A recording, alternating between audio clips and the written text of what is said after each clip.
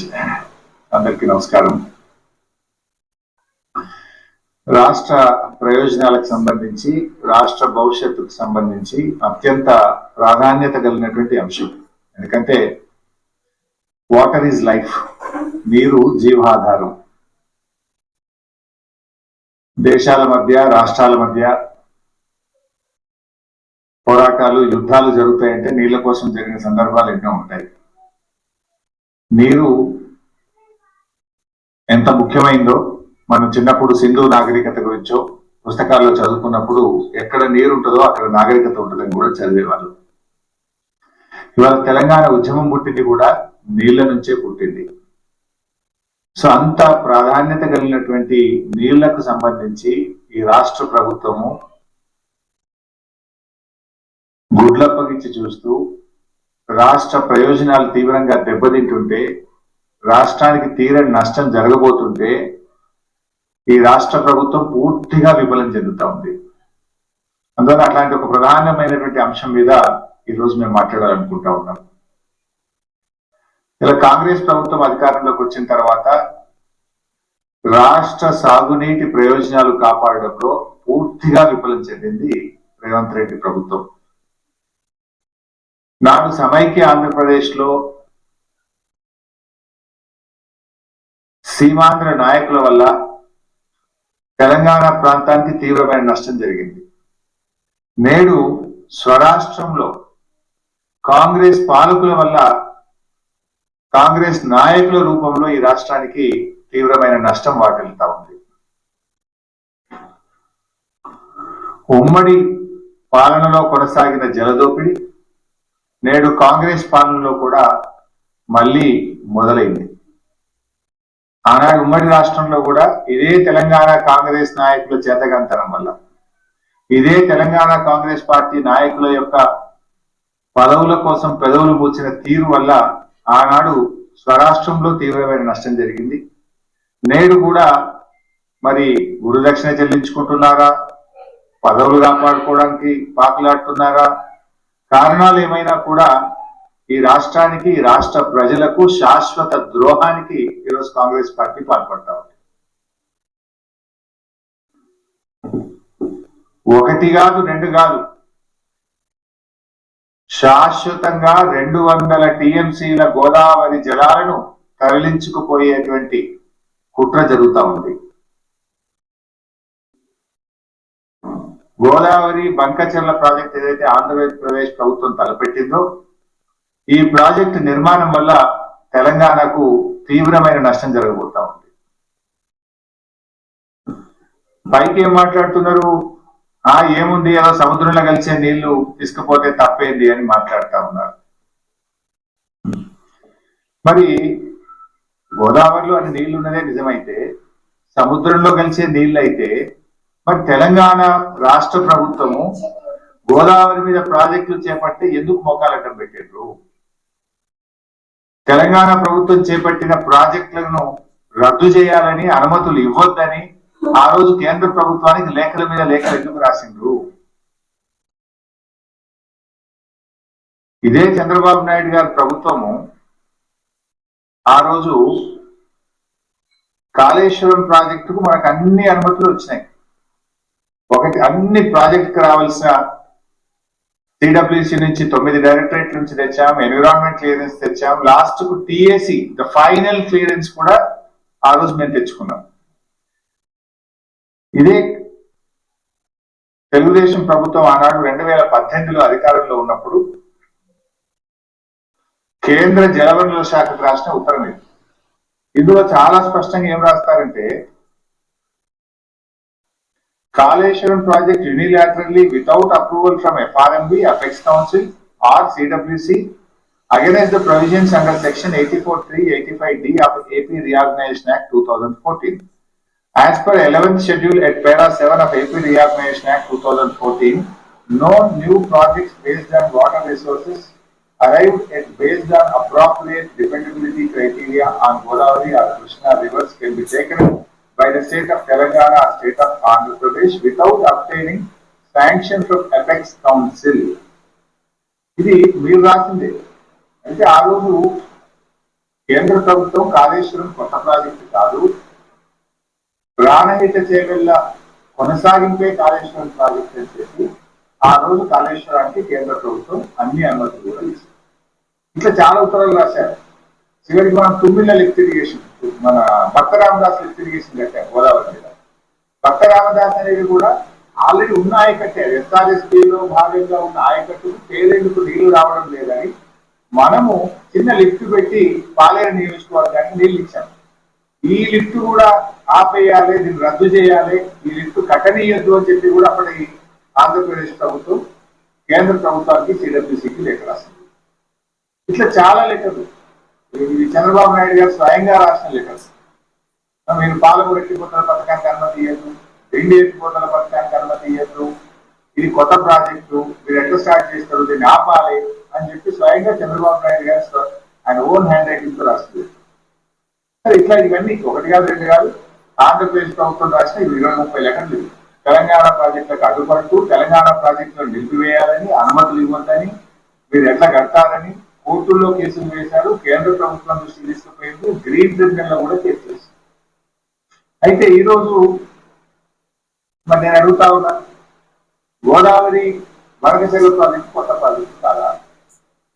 అసలు కేంద్ర ప్రభుత్వం ఎందుకు నిద్రపోతా ఉంది? ఈ రోజు మన రాష్ట్రంలో ఏపీ రీఆర్గనైజేషన్ యాక్ట్ తర్వాత ఇటు తెలంగాణలోనైనా అటు ఆంధ్రప్రదేశ్ లోనైనా కొత్త ప్రాజెక్టు చేపట్టాలంటే కేఆర్ఎంబి జిఆర్ఎంబి అనుమతి తీసుకోవాలి. ఆ నదీ పరివాహక ప్రాంతంలో ఉన్నటువంటి రాష్ట్రాల నుంచి అంతర్రాష్ట్ర ఒప్పందం జరగాలంటే నదీ పరివాహక ప్రాంతంలో ఉండే అన్ని రాష్ట్రాలు ఒప్పుకోవాలి. నంబర్ 3, ఏపీ రీఆర్గనైజేషన్ యాక్ట్ ప్రకారంగా ఎపెక్స్ కౌన్సిల్ లో కొత్త ప్రాజెక్టు అనుమతి పొందాలి. Number 4, central water commission clearance తీసుకోవాలి. నంబర్ 5, ఎన్విరాన్మెంట్ క్లియరెన్స్ తీసుకోవాలి. ఏ అనుమతి కూడా లేదు. గోదావరి బనకచెర్ల ప్రాజెక్టుకు ఏ అనుమతి లేదు. నేను పైన చెప్పిన దాంట్లో ఏ ఒక్క అనుమతి లేకుండా నియమ నిబంధనలన్నీ బుల్డోజ్ చేస్తూ కేంద్రం జుట్టు తన చేతుల్లో ఉంది అని చెప్పి ఇష్టారీతిన రాత్రికి రాత్రి ప్రాజెక్టు రూపకల్పన చేసి ఇలా టెండర్లు పెంచి ముందుకు పోతా ఉన్నారు. ఇది ఎక్కడి పద్ధతి అని నేను అడుగుతాను. అంటే మేము కాళేశ్వరం కట్టారో, భక్త రామదాస్ కట్టారో, మేము పాలమూరు కట్టారో, దిండి కట్టారో, ఆ రోజు కేంద్ర ప్రభుత్వానికి లెక్కలు రాస్తారు, సిడబ్ల్యూసీకి లెక్కలు రాస్తారు, గ్రీన్ ట్రిబ్యునల్ కేసు వేస్తారు, హైకోర్టులో కేసు వేస్తారు, సుప్రీంకోర్టులో కేసులు వేసి మోకాలడ్డం పెట్టే ప్రయత్నం చేస్తారు. కానీ ఇవాళ మీరు మేము కట్టిన అన్ని కూడా పాత ప్రాజెక్టులు. పాలమూరు అయినా ఉమ్మడి ఆంధ్రప్రదేశ్ లో స్టార్ట్ చేసింది, కాళేశ్వరం అయినా ఉమ్మడి ఆంధ్రప్రదేశ్ లో స్టార్ట్ చేసింది. కానీ మీరు ఇలా కొత్త ప్రాజెక్టును నియమ నిబంధనలన్నీ కూడా ఉల్లంఘించి ఇలా ఆంధ్రప్రదేశ్ కడతా ఉంది. ఇది జరుగుతూ ఉంటే మరి మన ముఖ్యమంత్రి గారు ఒకసారి అసెంబ్లీలో మాట్లాడండి, రేవంత్ రెడ్డి ఆ బడ్జెట్ లో మనకు 2 పెట్టిండు, మన ప్రాజెక్టులకు అనుమతిస్తలేడు, మనకి ఏమి రావడం లేదు, నేను నీతి ఆయోగ్ మీటింగ్ బైకాట్ చేస్తున్నా అని చెప్పి అసెంబ్లీలో చెప్పాడు. ఏమిచ్చిండు? నువ్వు అర్థమన్న మూసీ సుందరీకరణకు ఇదివరకు డిఫెన్స్ ల్యాండ్ రాలేదు. మూసీ సుందరీకరణ ప్రాజెక్టుకు ఇప్పటికీ అనేది వరల్డ్ బ్యాంక్ నుంచి అప్పు చేస్తామంటే ఫైల్ రిటర్న్ కొట్టిండు. నీ మెట్రో రైలుకి ఇంతవరకు అనుమతి వచ్చింది లేదు. నువ్వు ఆ రోజు బడ్జెట్ లో అయితే గుండు సున్నా, నువ్వే నీతి ఆయోగ్ మీటింగ్ బహిష్కరిస్తాను. మరి నిన్న నేను పొద్దుగానే అందరికంటే ముందు పోయి కూర్చున్నాను. నీతి ఆయోగ్ మీటింగ్ లా అందరికంటే ముందు పోయి రేవంత్ రెడ్డి రాత్రి పోయి పొద్దుగాల ఫస్ట్ కూర్చున్నాడు, మంచి గ్రాములు మంచి బాగా లెక్క కూర్చున్నాడు. నేను అనుకున్నా వీటి గురించి మాట్లాడతాడేమో, ఈ గోదావరి పంకచర్ల ప్రాజెక్టు గట్టిగా ఎదిరించడానికి పోయినేమో, నిలదీయడానికి పోయినేమో ప్రధానమంత్రి అని నేను అనుకున్నాను. కానీ చూస్తే అసలు ఈ ప్రాజెక్టు గురించి మాట్లాడిన సందర్భం లేదు. ప్రధానమంత్రిని వ్యక్తిగతంగా కలిసి కూడా ప్రెస్ నోట్ రిలీజ్ చేస్తే దీని మీద మాట్లాడిన పరిస్థితి లేదు. ఏం జరుగుతాం? రేవంత్ రెడ్డి మాట్లాడాడు, ఉత్తమ్ కుమార్ రెడ్డి అయితే అసలే మాట్లాడాడు. ఏం చేస్తున్నాడు? నీటిపారుదల శాఖ మంత్రి ఏం చేస్తున్నట్టు, ముఖ్యమంత్రి ఏం చేస్తున్నట్టు, ఈ రాష్ట్రానికి ఇంత తీవ్రమైన నష్టం జరగబోతా ఉంటే ఎందుకు స్పందించరు? మనకు గోదావరిలో 959 టీఎంసీల నీళ్లను బచావచ్చిందని మన రాష్ట్రానికి, ముఖ్యంగా తెలంగాణ ప్రాంతానికి కేటాయించారు. మరి 959 టీఎంసీలను మనం వాడుకోవాలి కదా. ఇలా పైకి ఏం మాట్లాడుతున్నారు? లేదా ఇది సముద్రంలో కలిసే నీళ్ళు అంటున్నారు. సముద్రంలో కలిసే నీళ్లు కాదు. ఇది తెలంగాణ రాష్ట్రం వాటిని వాడుకోలేదు కనుక పూర్తి స్థాయి వినియోగంలోకి చేరేది కనుక ఆ నీళ్లు కిందికి ప్రవహిస్తా ఉన్నాయి. రేపు తెలంగాణ 959 టీఎంసీలు పూర్తిగా వినియోగించుకుంటే అక్కడ నీళ్లు ఉండవు. దీని వెనుక ఉన్న కుట్ర ఏంటి? ఇవాళ ఇప్పటికే ఆంధ్రప్రదేశ్ గోదావరి నది మీద ట్రిబ్యునల్ వేయాలని చెప్పి సెక్షన్ 3 కింద కేంద్ర ప్రభుత్వాన్ని కంప్లైంట్ చేసింది. సో గోదావరి ట్రిబ్యునల్ వచ్చే లోపే ఈ బనకచెర్ల ప్రాజెక్టును త్వరితగతిన నిర్మించి, ఆల్రెడీ ప్రజాధనం ఖర్చు అయిపోయింది, ఆల్రెడీ మేము ఖర్చు పెట్టేసినాము, దీనికి నీళ్లు కేటాయించండి అని చెప్పి ట్రిబ్యునల్ ద్వారా నీళ్లు తీసుకోవడానికి ఒక పథకం ప్రకారంగా జరుగుతున్న కుట్ర ఇది. ఎట్లా ఎట్లా ఎట్లా సాధ్యమైతే చెప్పండి? నిజంగా 959 నువ్వు పూర్తిగా వినియోగించుకున్నప్పుడు అప్పుడు నీళ్లు కిందికి పోతే దాన్ని లెక్క చేయాలి, దానికి సిడబ్ల్యూసీ ఉంది, హైడ్రాలజీ ఉంది, అన్ని క్లియరెన్స్లు లేవాలి కదా. ఏ క్లియరెన్స్ లేకుండా వాళ్ళు కడుతూ పోతుంటే ఎందుకు రాష్ట్ర ప్రభుత్వం మౌనంగా ఉన్నది?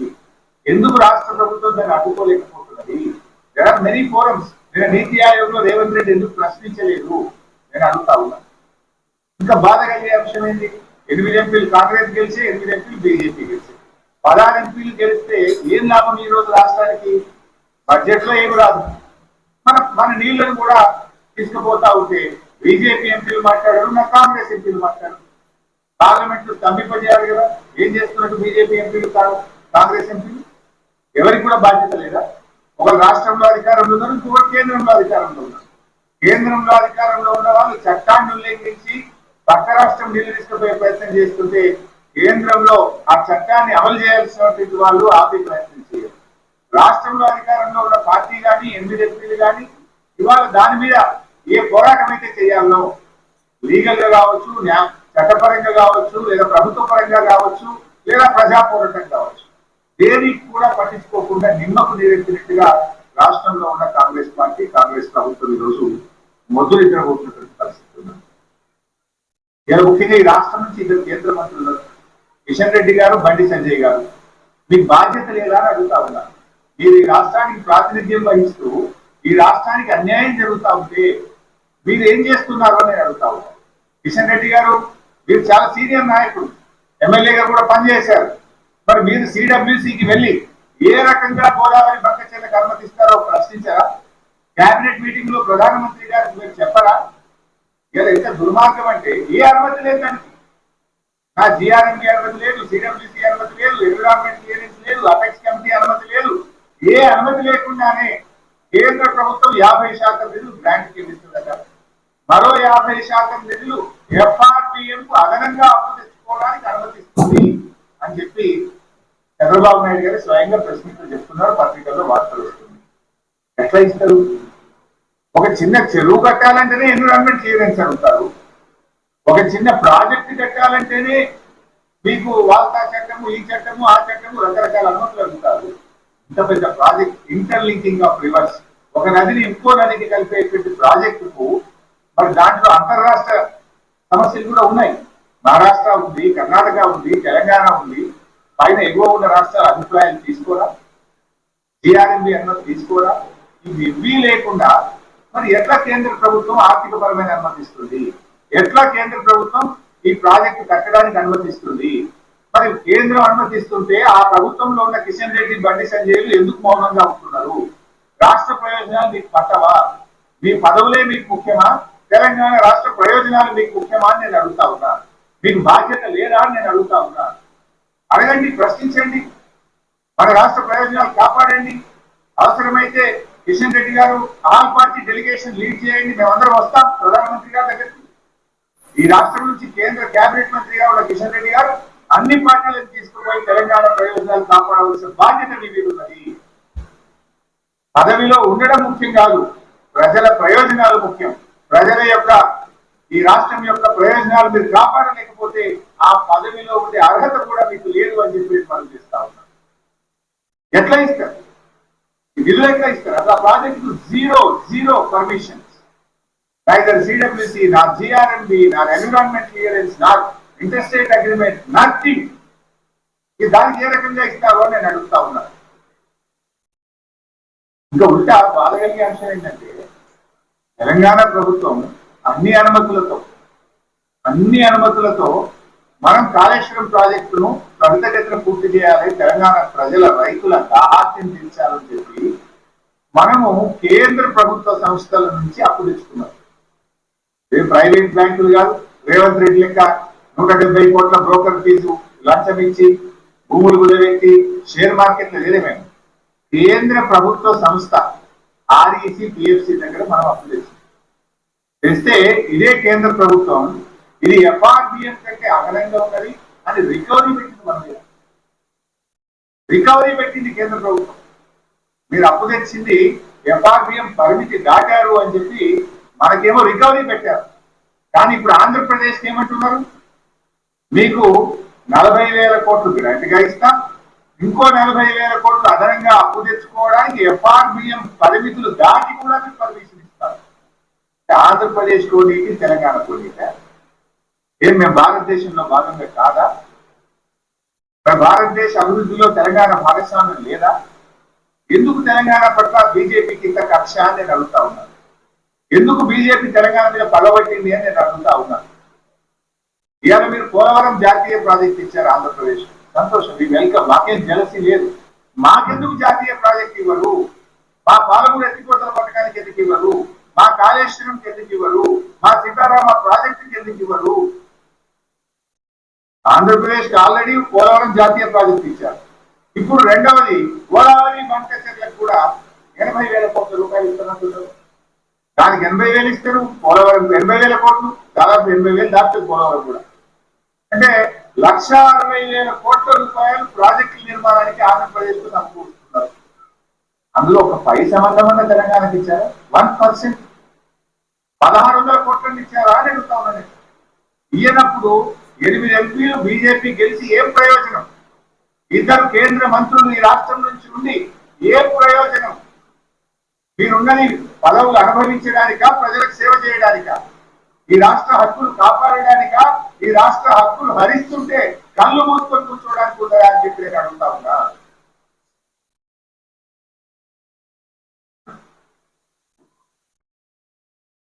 బీజేపీ తెలంగాణకు ద్రోహం చేస్తా ఉంది. ఇది తీవ్రమైన ద్రోహం. అని మా ప్రాజెక్టులకు ఇప్పటికీ అనుమతులు ఇయ్యరు. మా సమ్మక్క సాగర్ ఇప్పటికీ ఇంకా అనుమతులు రాలేదు. మా పాలమూరు డిపిఆర్ ను రిటర్న్ పంపించిండు. మా దిండి ప్రాజెక్టుకు అనుమతులు ఇయ్యరు. మా ఏమో అనుమతులు ఇయ్యరు. పక్క రాష్ట్రానికి అనుమతులు లేకుండా నిధుల వర్షాన్ని గుర్తిస్తున్నారు, కనక వర్షాన్ని గుర్తిస్తున్నారు. ఏ అనుమతులు లేకుండా కూడా నిధులు ఇస్తాం, మా ప్రాజెక్టు కట్టండి అంటున్నారు. ఇది ఎక్కడి నీతి? మరి ఈ రాష్ట్రం నుంచి బీజేపీకి ప్రాతినిధ్యం వహిస్తున్న వాళ్ళకి బాధ్యత లేదా అని చెప్పి నేను అడుగుతా ఉన్నాను. కిషన్ రెడ్డి గారు చొరవ చూపాలి. అవసరమైతే మీరే ఆపండి, లేదంటే అఖిలపక్షాన్ని తీసుకుపోయినా సరే ఈ గోదావరి మంటచెర్ల ప్రాజెక్టు అక్రమ ప్రాజెక్టును నిలిపాలి, ఆపివేయాలని డిమాండ్ చేస్తారు. లేదంటే మేమందరం ఢిల్లీకి వచ్చి సిడబ్ల్యూసి కార్యాలయం ముందు బీఆర్ఎస్ పార్టీ ఆధ్వర్యంలో ధర్నా నిర్వహిస్తాం. కేంద్ర ప్రభుత్వం యొక్క ద్వంద్వ నీతిని ఢిల్లీ వేదికగా ఎండగడతామని చెప్పి కూడా హెచ్చరిస్తా ఉన్నాం.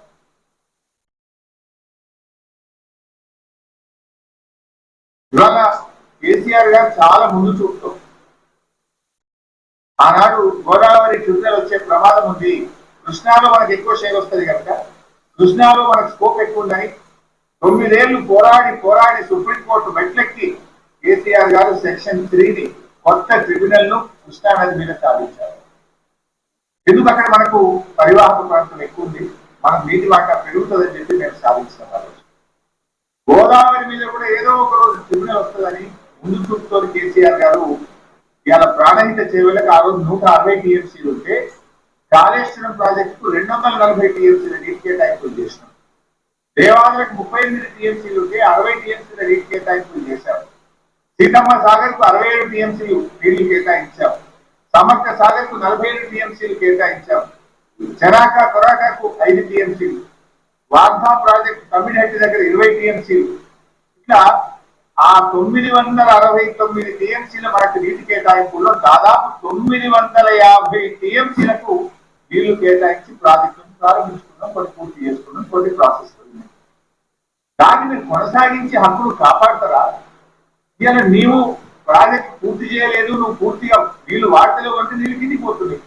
రేపు ఏమంటారు ట్రిబ్యునల్ వచ్చినప్పుడు, అరే గన్ని 100,000 కోట్లు 80,000 కోట్లు పెట్టి కట్టింది కదా, ఆ ప్రాజెక్ట్ ను మూలకు పెడతావా, ప్రజాధనం వృధా అవుతుంది కదా, నేషనల్ వేస్ట్ కదా, అందరికి నీళ్ళు కేటాయిస్తుందా?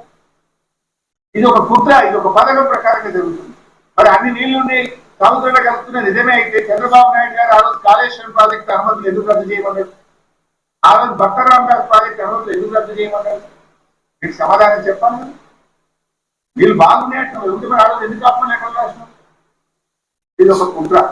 ఇప్పటికైనా రాష్ట్ర ప్రభుత్వం మేల్కోవాలని చెప్పి కూడా నేను విన్నవిస్తా ఉన్నా. ఎందుకంటే అవి వరద జలాలు కాదు, తెలంగాణ రాష్ట్ర ప్రభుత్వం పూర్తి స్థాయిలో వినియోగించకపోవడం వల్ల కిందికి పోతున్నటువంటి జలాలు.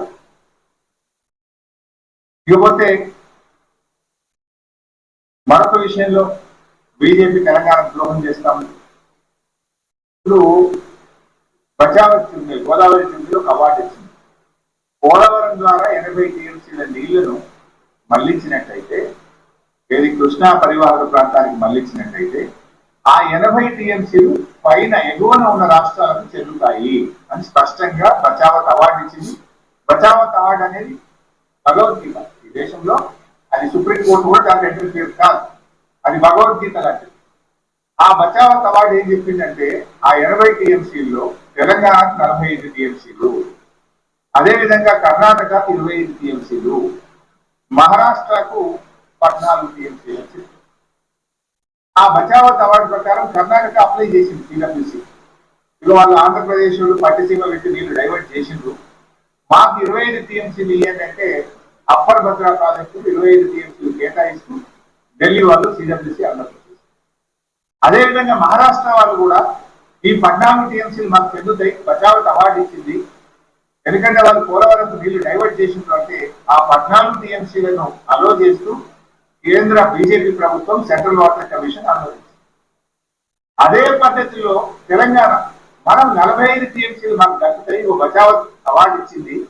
ఈ 45 టీఎంసీలు మేము పాలమూరు ఎత్తిపోతల పథకానికి కేటాయించుకుంటున్నాము, దీనికి అనుమతి చేయండి అంటే డిపిఆర్ వాపసు ఉంటుంది. ఒక అవార్డులో 3 రాష్ట్రాలకు కేటాయించింది, 45 తెలంగాణకు, కర్ణాటకకు 25, మహారాష్ట్రకు 14. కర్ణాటక 25 ఒప్పుకుంటాం, మహారాష్ట్ర 14 ఒప్పుకుంటాం, తెలంగాణ 45 ఎందుకు ఒప్పుకోవు? ఇది బీజేపీకి తెలంగాణ పట్ల ఉన్న వివక్షకు నిదర్శనం, కుట్రకు నిదర్శనం, కక్షకు నిదర్శనం. తెలంగాణకు బీజేపీ చేస్తున్న ద్రోహానికి ఇది ఒక ఉదాహరణ అని చెప్పి నేను చేస్తాను.